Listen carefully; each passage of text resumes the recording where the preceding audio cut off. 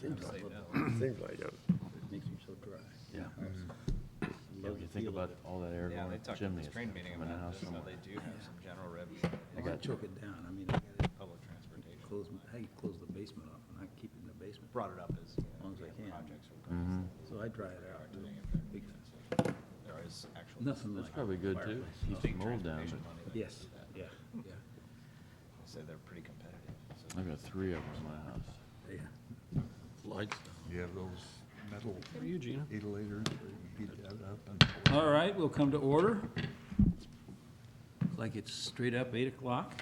It's the Washington Area Highway Transportation Committee meeting. It is Monday, January 27th, 2020.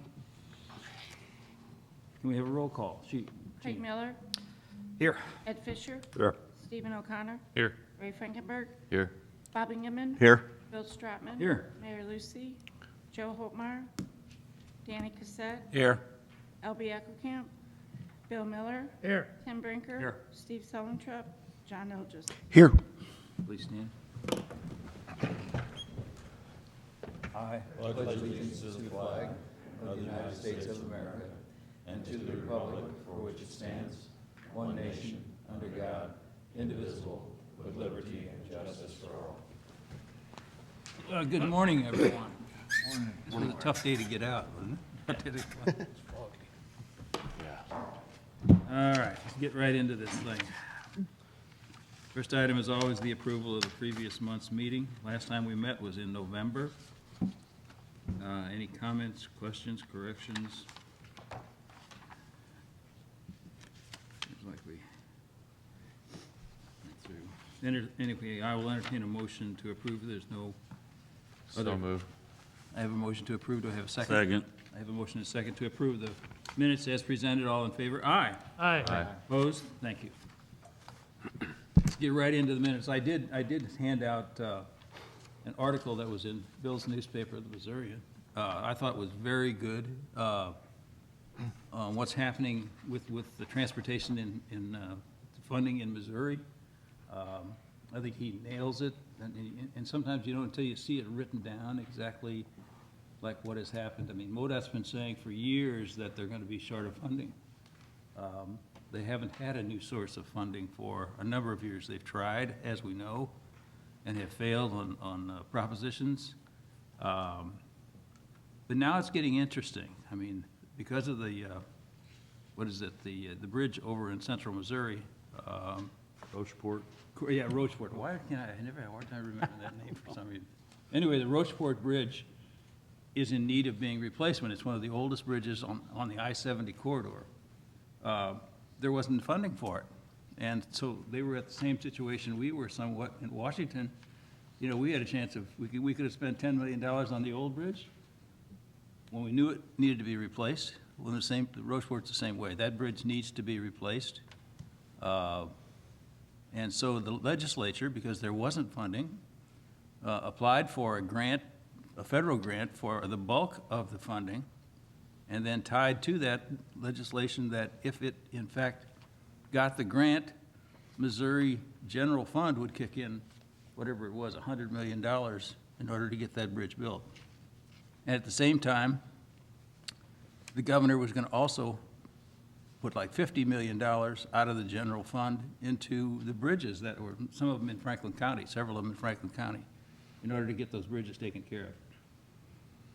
So with one fell swoop, what happened was that Missouri became where it had all of its funding coming through a nonpartisan MoDOT Highway Commission. What is there, 8 trustees or 8, whatever they are, 4 Republicans, 4 Democrats, chosen by the governor. It was an independent agency, had its own funding, okay? And now it looks like because of the lack of funding, enough funding, the general fund is going to be they're going to start to use the general fund, and it sounds kind of familiar because I remember this when they were talking about the lottery monies. It's all going to go to schools. Well, what happened was what was going to schools got moved, and basically was no increase in funding for the schools in effect. Some was, but not a lot. So anyway, the whole point of it is that politics is now going to enter the transportation issues, the transportation industry, or our transportation committee, or MoDOT. And whether that's good or bad, I guess, is to be determined, but every legislator now knows that if the money's coming out of the general fund, they want a piece of it for their community. It's no longer independent by 8 commissioners or whatever, MoDOT people. It's now gonna be put into the general, coming out of the general fund, so general, who's gonna get their share? And then that can become political. So, until there's an additional source of funding for MoDOT somehow, this is gonna continue. In fact, it's already being talked about this coming year. And that's what we're probably faced with. Money's coming out of the general fund, which probably is gonna, you can't take it out of the general fund without shorting somebody that's already getting the stuff in the general fund. Maybe that's good. I don't think it's gonna be good for the state. So, basically, this is what this does. Phil Brooks is a noted person on transportation. Anytime you hear something about transportation, it's usually got his name attached to it. It's just well-written, and it shows somewhat the simplicity of the problem. The people in Missouri have to decide, you can't just keep turning down these issues and tax issues to get additional funding. Or you're gonna have the general fund, sure, and then fight over it at the political level. So, that's what this article does, so. Any comments or whatever, spread the word, I'd say. Let people know that this probably is the way that we're gonna be getting additional funding, not the right way. So, my opinion. All right, moving on, Amtrak. I had a Missouri Rail meeting, January 15th, got to go and visit. It's always nice. They will lay out a lot of their issues one way or the other. So they started with bad news there, I guess. They said, hey, and I included a bunch of stuff in your packet that was perhaps worth perusing. There's a lot of this information there. But the Missouri section, the River Runner, has been operating in arrears for a number of years now. And that money, they get annual Amtrak funding. They've been paying that, but they're slowly getting into a larger and larger hole. So that was kind of their discussion, first off. So what are they doing about that? First is they're doing a rail impact study that's going to help with, what kind of, impact having this service really does for communities like Washington and anybody else along that and outside of that, to try to make a case to the state to say, hey, could you help us out here a little bit? There are plans at the state level to discuss the funding arrears. There's some talk about, hey, they're going to bring this up to say, hey, can we pay this forward and kind of get them back to where they're at ground zero again, but who knows how much traction is there for that. And having just had this discussion about where these transportation funds are coming from and going to, a lot of people will probably ask the question, if they're not making money, do we want to throw good money after bad, and how is this, is this rail thing worth it, passenger rail thing worth it? That being said, the Amtrak system, they've gone through several years of price increases. They've gone, and doing everything they can to try to tighten their belt to make sure they're doing everything in the correct way. And that puts them in a good position to maybe ask for this. And hopefully with the backing of this rail impact study, that they can go there and say, hey, help us, get back to where we need to be. Big reason for that arrears has been declining ridership. Part of that declining ridership problem they've addressed in a few ways, but one of the main reasons they believe has been on-time performance. Some of those reports that I sent to you show that in the summertime it was pretty abysmal. And coming here the last few months, it's actually been better. I've kind of learned in going to those meetings that it's a little bit cyclical. When the freight is out there, it slows things down for the passengers, even though passenger rail is supposed to take priority over those. We've seen some slowing of long freight trains. There was no Union Pacific representative at this meeting. They're always invited, and I have yet to see them attend one way or the other. But there are people at the state level and at the Amtrak level that are having those conversations regularly, trying to get what they need.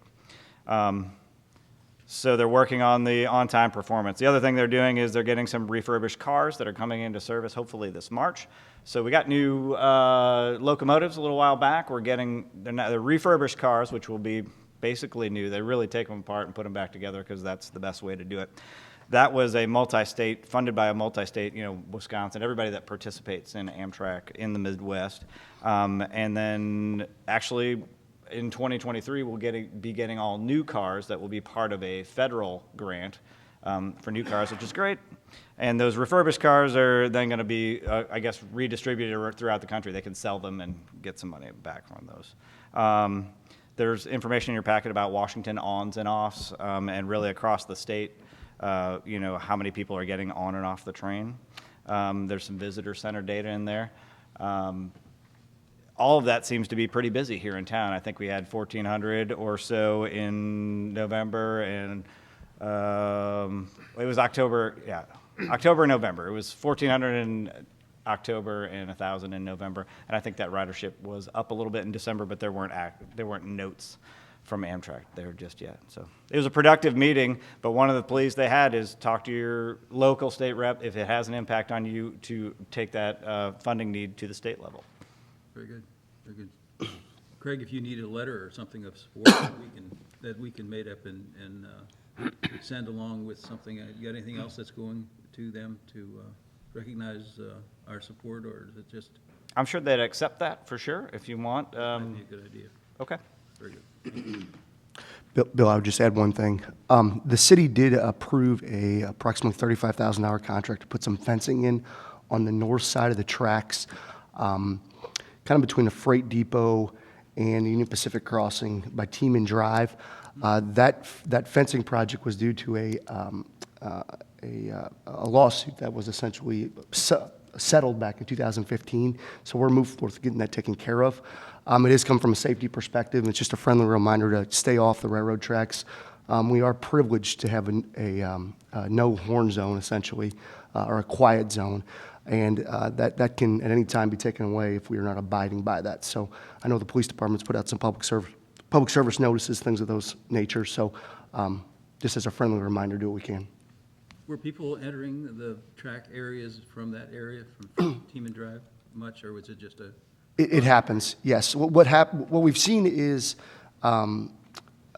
bicyclists, whatever, will enter in because those gates are essentially open, and those are Union Pacific's gates. So we work with them to put up a new locking mechanism to try to keep those gates locked as much as we can. But it is their property. It is private property. It is not our property. They allow us to access for emergency services, those type of things. So, if you see anybody that's going through there, make sure you give us a call, and we can at least do a little education process with them, because it is very important. Very good. Any other comments or questions? Hearing none, we'll move on to Highway 47 Missouri River Bridge. Now, the bridge project, around Christmas time, they were grading on the Warren County side, but then the water came up again and it kind of stopped them in their tracks. So they have said, like I said, 2 months ago, it'll be spring before they can get everything done. Yeah. Are they working on the trail? They were working on the trail, and I think they're working with the city of Washington Correct. to make a deal. Yeah. So we've been part of the original job special provisions, or JSP, is they were to return the trail back to its original state.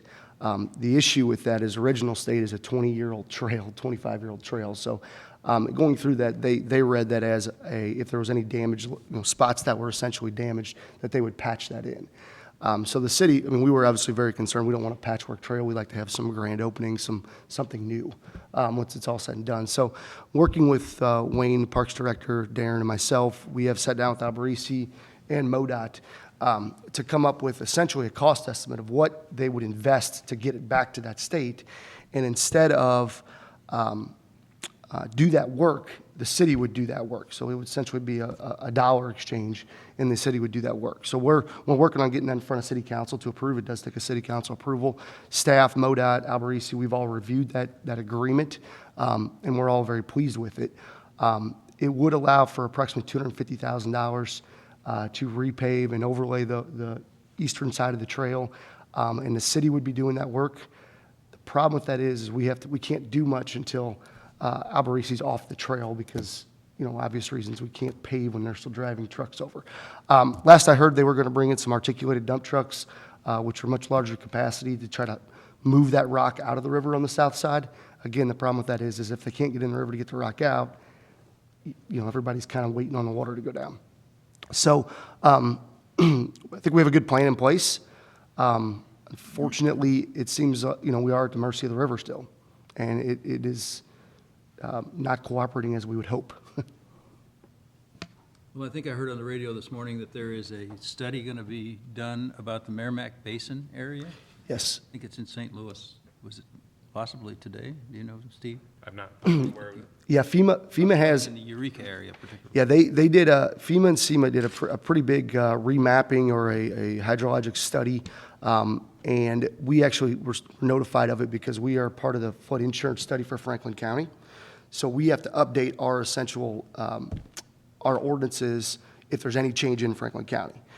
So they've been doing this for approximately 2 years, just trying to, basically restudy the Merrimack Basin. And it doesn't affect us because we aren't part of the Merrimack Basin, but it does softly affect us because it does obviously flow into, that would be the Mississippi. But it is it is something we are even going to have in front of City Council here soon enough because we have to amend essentially our ordinances to take those in. Franklin County has to, every municipality in Franklin County has to. So I also read that there are 4 states, Nebraska, Missouri, Iowa, maybe South Dakota, Kansas, the floodplain organizations within those states have reached out, I think, to the federal government to put some money together. I think they actually did a 50-50 cost share. There's like a grant available to restudy the Missouri River because of the devastating flooding in 19 and in 2011, I believe. So I think the floodplain organizations, the agriculture agencies, those type of things are all coming together to see, are we managing the Missouri River the way it should be managed? So that will directly affect us as well, whatever comes out of that. I spoke to several people who are fellow dealers that are along the Mississippi River going north or whatever, and they say that there's been monies already spent on 2 sections of the Mississippi River floodplain, and that this area is the one that has had very little activity in a big sphere, looking at the big picture for flood control or whatever. That this could be the next area, and I guess, Tim, have you read anything about that? I'm not, no. Okay. I mean, we're affected, I guess, basically because of the Burbus and that floodplain. Well, in the Merrimack Basin study John was referencing, yeah, the Burbus is definitely impactful. The Moselle intersection between the Burbus and the Merrimack is huge. Yes.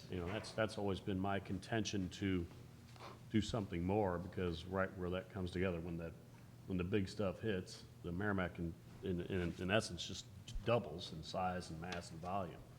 And that's what really causes the trouble downstream, Valley Park, et cetera. Sure.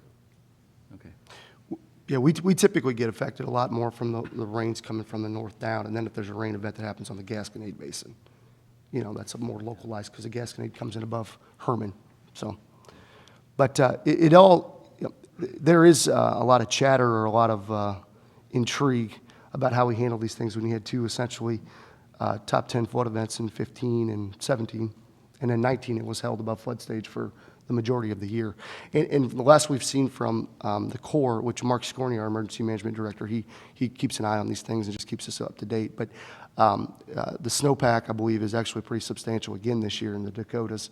And this is the time of year where you kind of got to start watching that, especially when soils are saturated, things of that nature. So I think we're anticipating another wet, very wet, high river elevation year. At least the city is.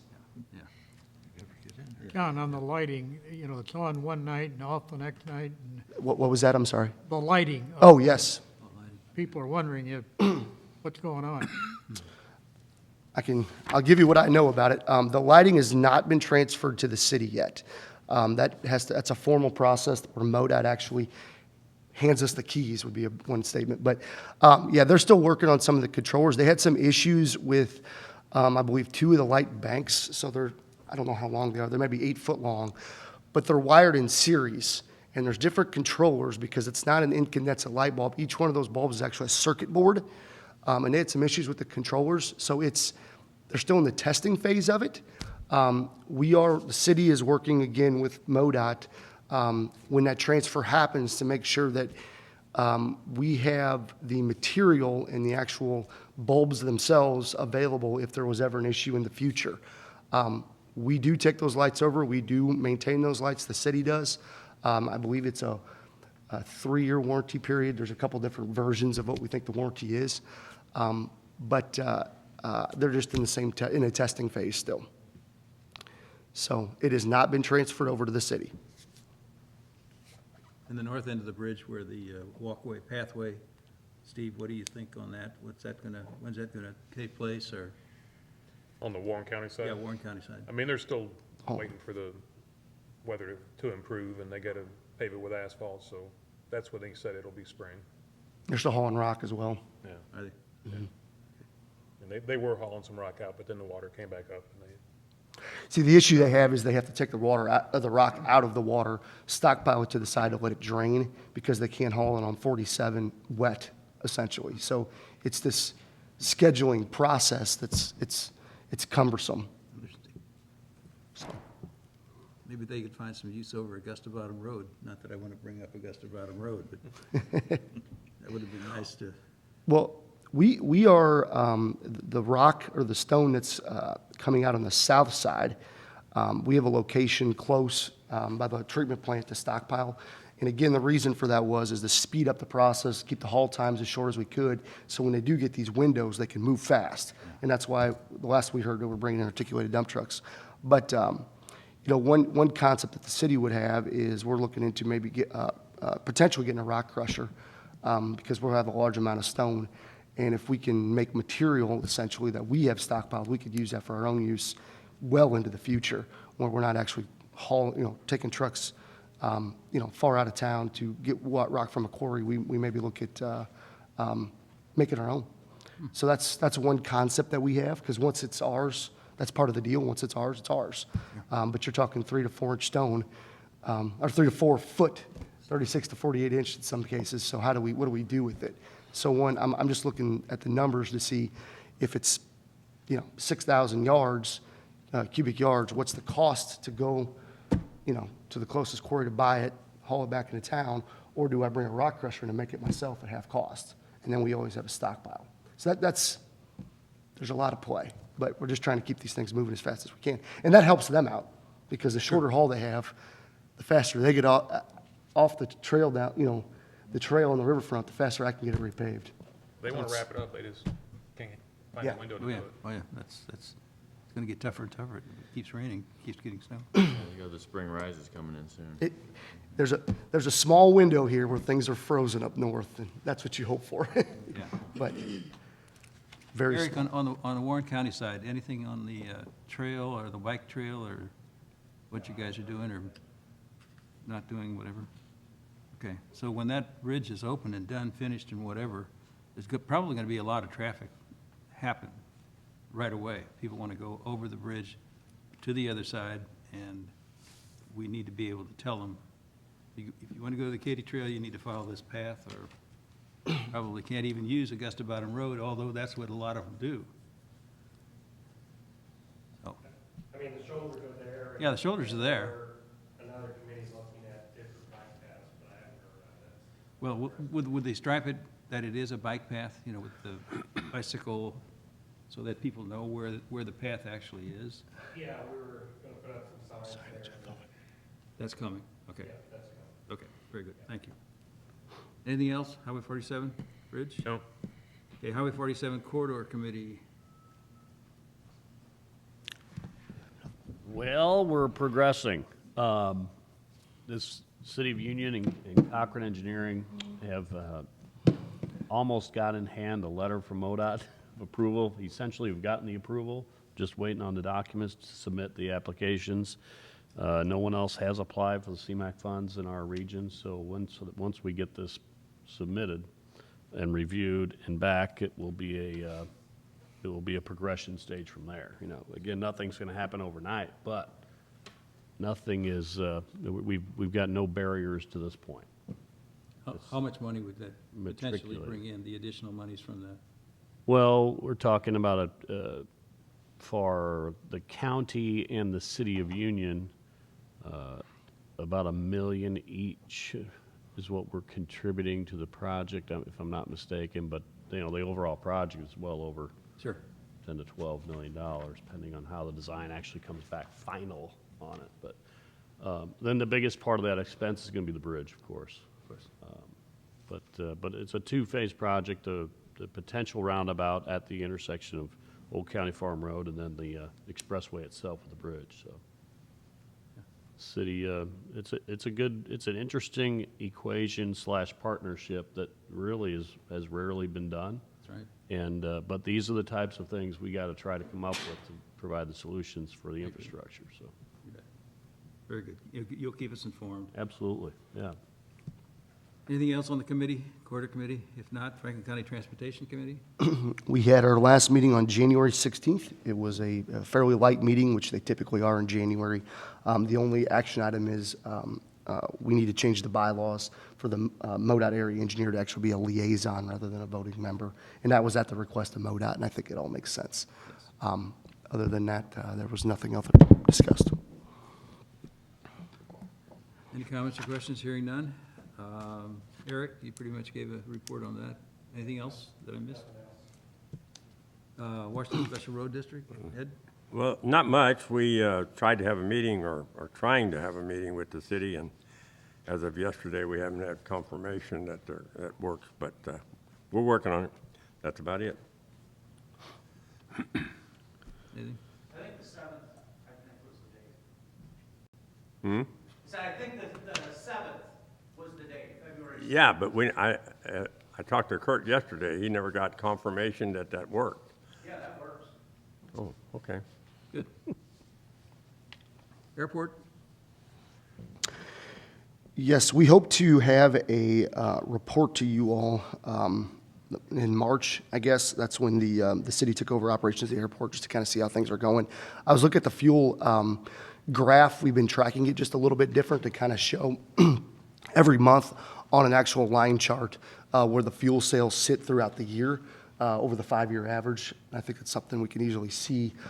So we're working on trying to nail that down, so hopefully we can go through that. And if you have any questions on what that looks like, we could definitely work you through what we're trying to portray there. I did notice in the middle of summer there was a drop in fuel sales. That obviously had to do with the runway being closed. And we also felt that there was, with wet weather, things of that nature, that kind of played into it just a little bit.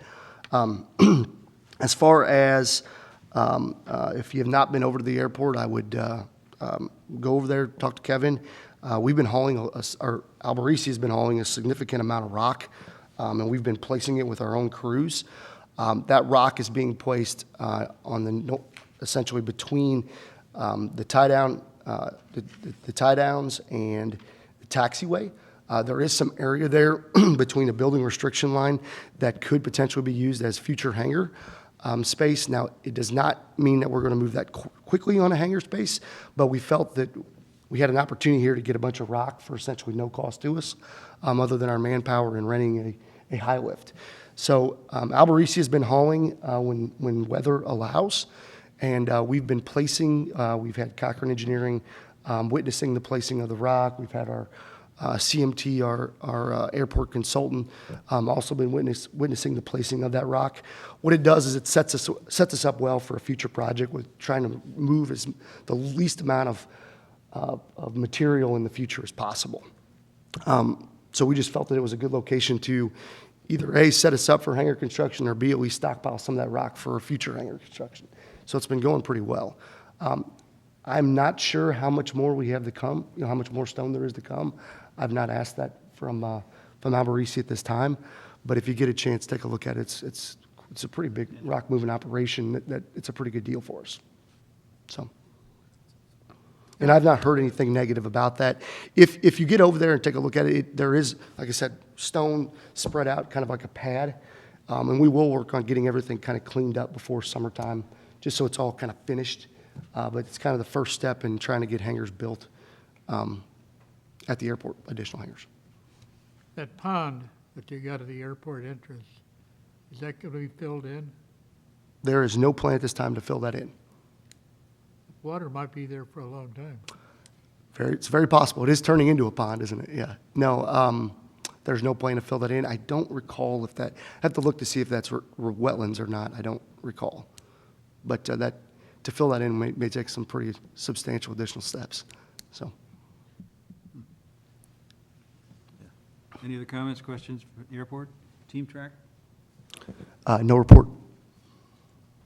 Kind of regarding the team track, we had scheduled Mary Lamy from the Freightways organization, and we had a substantial, I thought was going to be a very severe storm, and didn't want them necessarily to come out the day of that storm when all the schools were closed and whatever, and so we took the initiative just to cancel that meeting with that transportation group and do it at another time. And I think their meeting, they've got a meeting, is it tomorrow, next day, I think. I will attend the regular Freightways meeting, and I'll just check with Mary what might be a better time to try to reset this. But yes, we are working on that, just to get her out here. And Tim, I think she has been out to the county, I think, at one point, some years Yeah, ago. her and Talby Roach, the director of Bi-State, were out here and came to my office, and we visited, it was several months ago, but they've got a kettle of hot water they're in right now, discussing loop trolley things and sweeping funds to support that, and we're going to be discussing that at our East-West Gateway meeting this week. Very good. East-West Parkway. I have no report. On the East-West Parkway, I did, left an email with Steve about the lighting at High Street, not the lighting, but the intersection High Street. Anything new on that after that damage was done there? So I sent him an email several times, and a lot of times he said the weather's hurting them, and they were supposed to come in a week or two after it happened to get it done, but I asked them if they could possibly move the portable message board or portable traffic signal further toward the road, and he said he can't do that. It's a safety issue. And I said, what about a message board saying there's a portable signal ahead? And he said, well, you can do that if you want, but I said, I'll find out. He's going to try to find out today when they're going to be out there. Okay. And we can get a message board up if You know, the chief, Ed Menifee, actually caught me after Rotary and said, you know, can we try to bring up the fact that that needs to be done, or more? There have evidently been some more accidents there since that accident, Been 3 to my knowledge. somewhat serious accidents, as I understand. But really, I mean, it is I know it's probably an insurance situation there, It is. because I think it was a private a dump truck pulled dump out truck with a mass pulling out arm, with ripped it down. took it down, and it didn't just mess it up, it took it down, took out, so the whole thing's gonna have to be replaced. But that could take, you know, if we don't. It was supposed to happen quick, but Yeah. the weather's been affecting Okay. as they You progress. guys are aware of it, and that's my point, is just to bring it up, and so the public understands that that thing is gonna be fixed, and we're doing it as fast as it can be done. I've been talking back and forth with John, and Very good, very when good. I find out for sure when it's gonna happen, I'll talk to John and try to figure out if we should put up a message board up. You know, Okay, Yeah, I've been giving weekly updates to city council and chief Marcus Cornea. You know, we've been in conversation about, you know, just the schedule. And it is a substantial, I mean, the foundation essentially that the mast arm signal sits on is completely destroyed. So it's going to take some time. But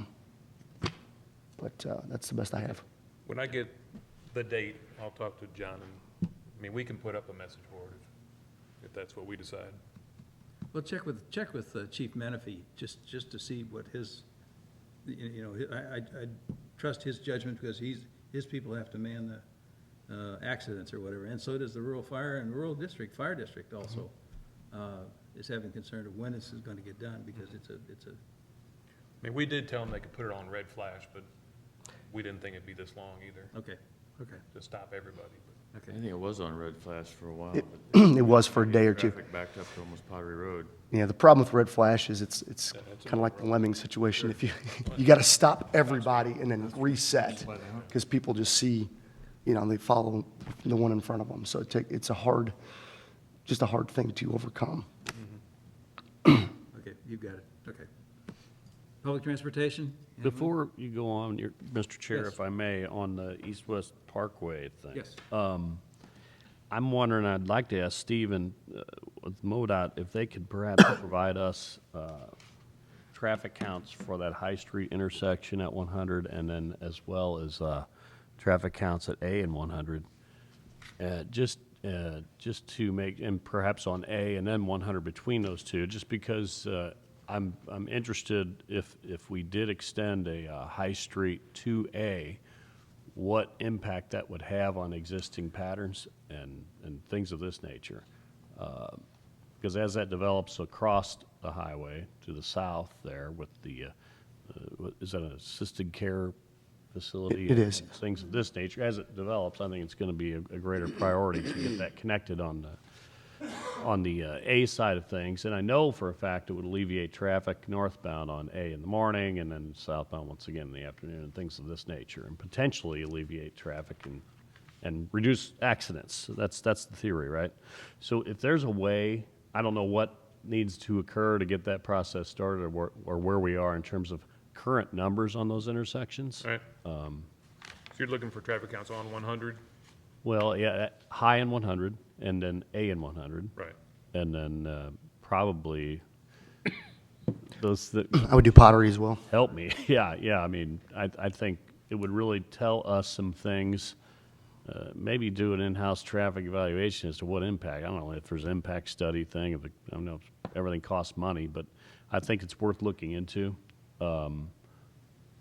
The interest is there, I know, to get that connected. I know from an emergency perspective, a first responder perspective, it's a good thing, too, to have greater connectivity, as proven when 14th Street was connected from High all the way to 47. So I think the time is upon us to really look into this and perhaps get this thing going. Again, another example, I think, of this potential connection from High to A would be a public-private partnership potential here. So, I mean, I think it's really a fascinating opportunity there, too.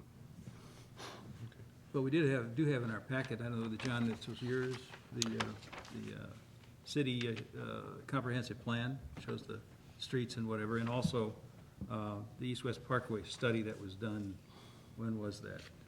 Late 1998.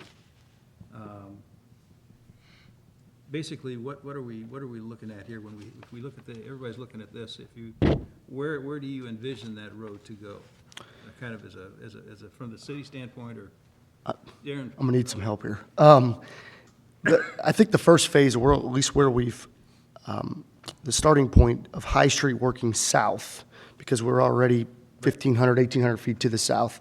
I think it was envisioned to tie in at Country Club Road on Highway A. Is that correct? All the way down to Country Club Road, but a shorter distance that you could go ahead and have an impact maybe on what Tim's looking at is if you intersect with Chamber Drive. That could be a quicker route that you could go ahead and take.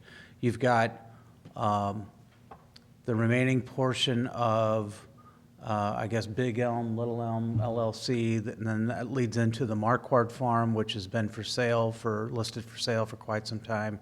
And then I believe the only owners you would have are, there's another Marquardt family, I think the sisters own that little piece that's right there by Chamber Drive. So that is the quickest route to getting a connection all the way to A. And we've talked about that in the past of if all entities wanted to go ahead and meet and discuss, we'd be happy to go ahead and host the meeting and talk about all funding potential for projects. As a matter of fact, that's one of the projects we'll probably talk to Special Road District about when we meet with them on the 7th. So if the county and the Special Road District and the city could all, as well as the developer, we've said this several times to the developer. If there's an interest by all parties involved, rather than just go 1,000 feet, go another 1,000 feet, et cetera, or at least to secure the right-of-way from point A to point B, what we just described, then I think that's a major step. It ties in with economic development a lot. Oh, absolutely. 353 is getting short on lots. I don't know if the plan was ever to expand into this area for industrial. Not really, but. Not really, it really wasn't. So I throw that out only because. Right. I would just also add, probably one of the most heavily utilized, or at least from a traffic standpoint would be the Highway A, Studerman, that signal right there. The Autumn subdivision only has one access in and Right. out. And it is set up, it has two stubs, Sophia Drive, and there's another one. I can't remember. What's that? Is it Emily? Emily? Yes, there's two stubs that are set up essentially ready to go to the west, which are not that far essentially to get to High Street. And again, a lot of these things, I'm not sure where all those people are driving. We don't know that. I envision them driving essentially to the industrial park where jobs would be potentially. But anytime you could spread that out over different traffic signals, it would greatly help Highway 100, that intersection, pretty substantially just with that one little connection. Now, that does include a culvert crossing on the Big Elm property. But again, I think Darren hit on it, that there should be a big project or essentially a right-of-way acquisition to get from point A to point B, to get A all the way around. But physical concrete or asphalt on the ground, that would be a pretty substantial, small piece to get some of these things taken care of. So I just But wanted to add you that. have as probably, I don't know what the latest counts are, so I'll be interested to see what they are from MoDOT, but I remember seeing the counts at one time. It was equivalent to the traffic that you have going across the bridge. It was like 12 to 15,000 cars a day. And that was at A and 100. So between that and, like we said, Pottery Road and taking some cars off of it, et cetera, all of that can be accomplished with that, so. Well, it's been, I think it showed 10 years since we did the extension from Highway A to High Street, Highway 100 widening to 4 lanes. I mean, that happened Longer than that. as a separate entity, and that's been 10 years now. And that gets used a lot. I mean, Right. The intersection, that's why I was talking about the intersection at Highway 100 and High Street. It's a key intersection, and a lot of traffic goes through there. Yeah, and also on to the west. You're right, those are all need to be looked at. It would be great, don't you think, if we had a plan that showed some potential highways, or do you not want to put stuff on a map, lines on a map until you're... Like I said, for better or worse, the city decided to do that back in the late 90s and go ahead and show that. I think if you want to have some entertaining reading, I've got some up in my office on from the public hearings from when that took place. And of course, as you know, the city was sued with regards to the property owners out there just for putting the line on the map. Yeah. So sometimes I wonder whether or not it's necessarily, but I mean, I think in the case of, we know where we need to go to make this work. This is not... It's not difficult. It's not that difficult.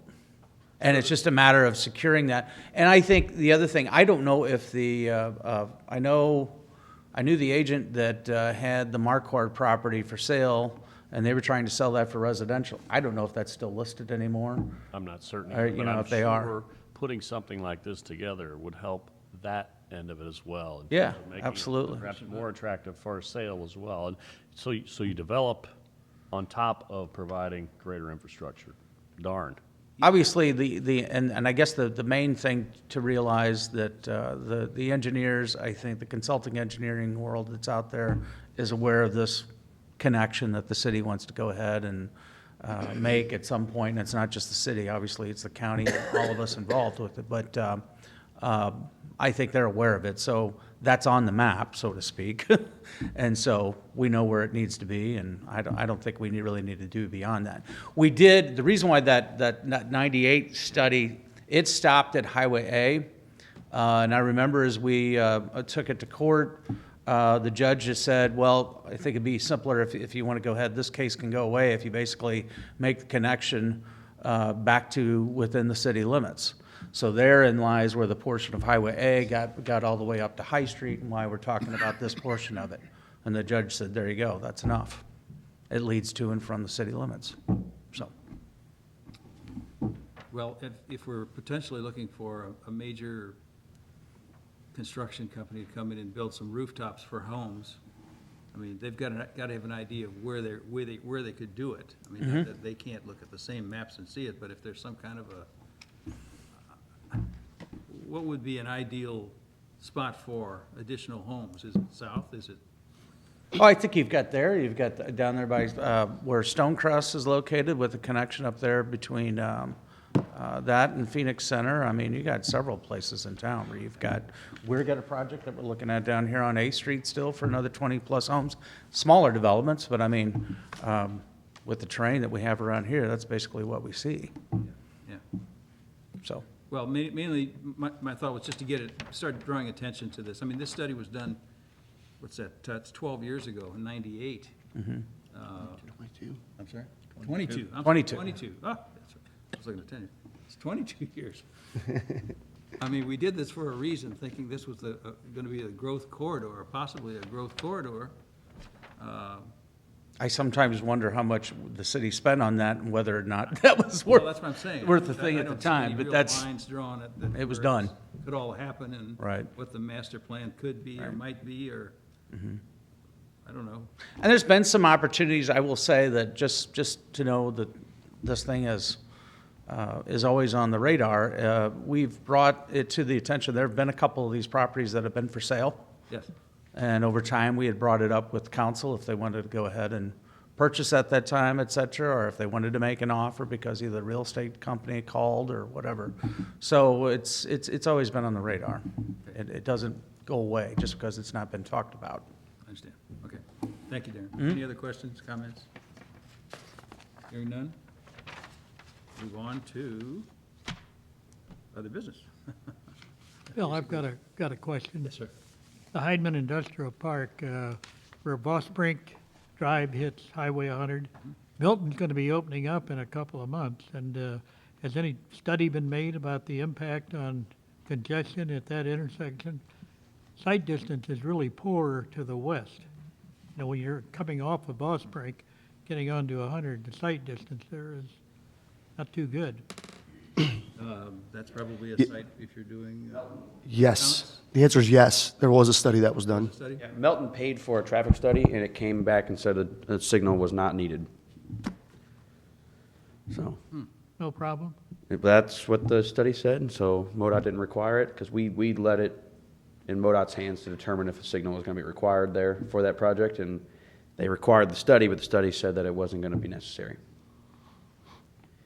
Not unless that road was to continue south, which it is not planned to do. Melton, there's no additional right-of-way to go into the Waterman Farm.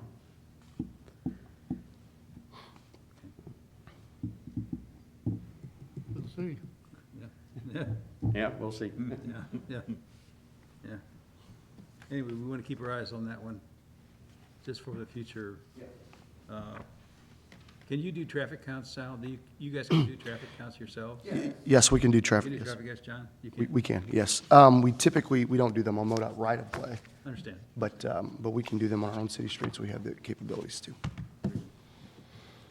Speed studies as well.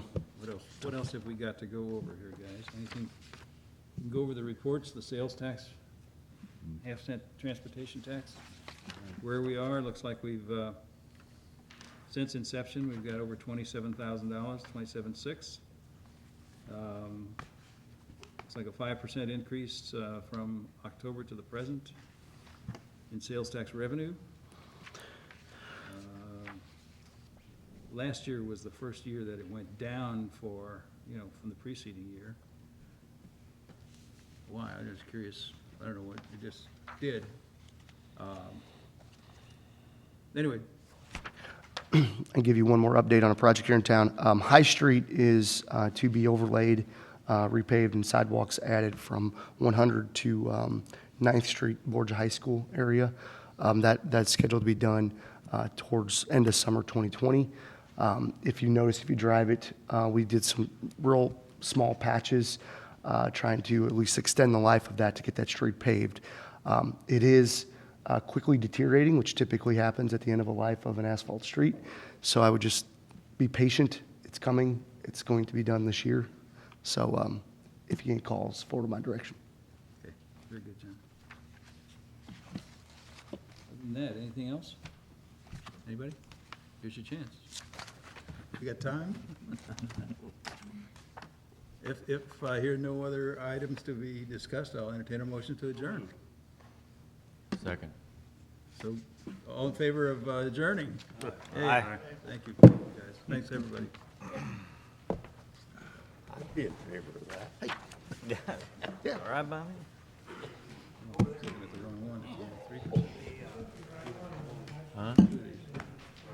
Which one went?